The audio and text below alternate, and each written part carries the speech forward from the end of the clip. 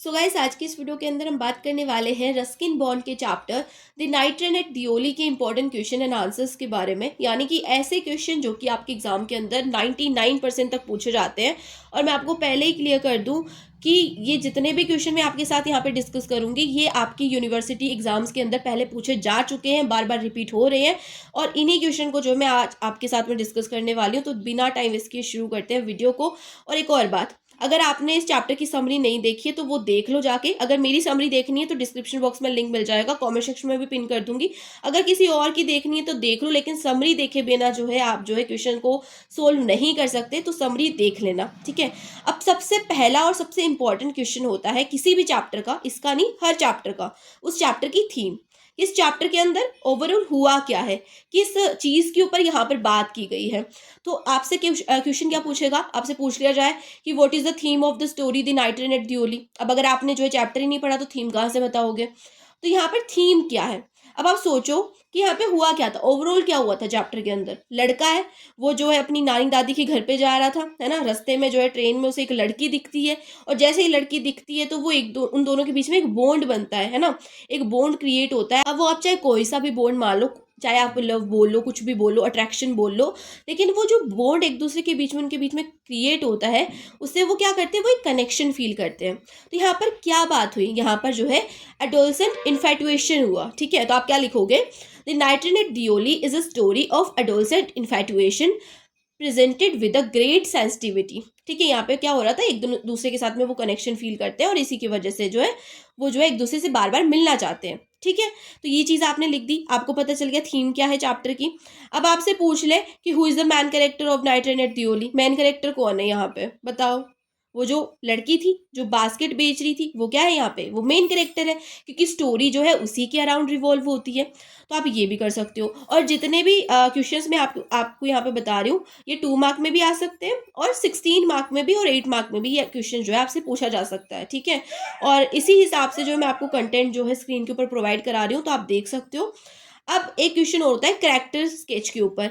आपको कोई भी कैरेक्टर दे दिया जाएगा इस स्टोरी से, जैसे कि चाहे वो लड़का दे दिया जाए, चाहे वो बास्केट वेंडर दे दिया जाए, और आपसे बोला जाए कि इसका कैरेक्टर स्केच बना दो, है ना। इस लड़की के बारे में बताओ कि इसका नेचर कैसा है, इसको स्टोरी के अंदर कैसा दिखाया गया, या फिर इस लड़के के बारे में बताओ कि इसका नेचर कैसा है, इसे स्टोरी के अंदर कैसे दिखाया गया है। तो कैरेक्टर स्केच आपसे पूछ सकता है, ये भी एक मोस्ट इंपॉर्टेंट क्वेश्चन है। और ये जो है आपको जो है या तो 4 मार्क में, 8 मार्क में, या फिर 16 मार्क में पूछा जाएगा। ये 2 मार्क में नहीं आएगा कैरेक्टर स्केच वाला क्वेश्चन, ये जो है बड़ा क्वेश्चन है, ठीक है। तो इसका भी मैंने आपको बता दिया कि आप ये लिख सकते हो। अब नेक्स्ट क्वेश्चन हमारे पास आता है कि आप ओवरऑल चैप्टर की समरी बता दो, है ना। यहाँ तक तो ठीक था कि हमसे कैरेक्टरिस्टिक मांग रहा था किसी एक पर्सन का, ठीक है, किसी एक कैरेक्टर का हमसे स्केच मांग रहा था। लेकिन आपसे बोल दिया जाए कि ओवरऑल चैप्टर की समरी बता दो, ओवरऑल स्टोरी में क्या हुआ था वो हमें बता दो। तो ऐसे क्वेश्चन भी बनते हैं, है ना। आपसे बोल दिया जाए कि briefly explain the summary of this chapter, ठीक है, ब्ला ब्ला ये चैप्टर है, इसकी समरी को एक्सप्लेन कर दो। तो ये क्वेश्चन के आने के चांसेस बहुत होते हैं, और एग्जाम्स में, यूनिवर्सिटी एग्जाम्स में तो बहुत ज़्यादा होते हैं। तो इसको भी आपको प्रिपेयर करके जाना है, जितना आप लिख सको आप लिख करके आओ, ठीक है। अब यहाँ पे हम बहुत से बच्चों को कन्फ्यूजन होता है कि दीदी कितने नंबर वाले क्वेश्चन में कितना लिखना है। तो जैसे कि अगर आपका क्वेश्चन 2 मार्क का है तो 3 से 4 लाइनें आपको लिखनी पड़ेंगी। अगर 4 मार्क का है तो आप जो है 1 पेज या 1.5 पेज लिखो, ठीक है। अगर आपका क्वेश्चन 16 मार्क का है तो आप 5 से 6 पेजेस भर सकते हो, ठीक है। इससे ज़्यादा अगर आप भरते हो तो कोई बात नहीं, अगर इससे कम भरते हो तो आपके जो नंबर है वो कटते हैं। और आप ये नहीं कि भाई हमें पेज ही भरने, कुछ भी लिख रहे हैं, गाने वाने लिख रहे हैं उसके अंदर, ऐसा नहीं है।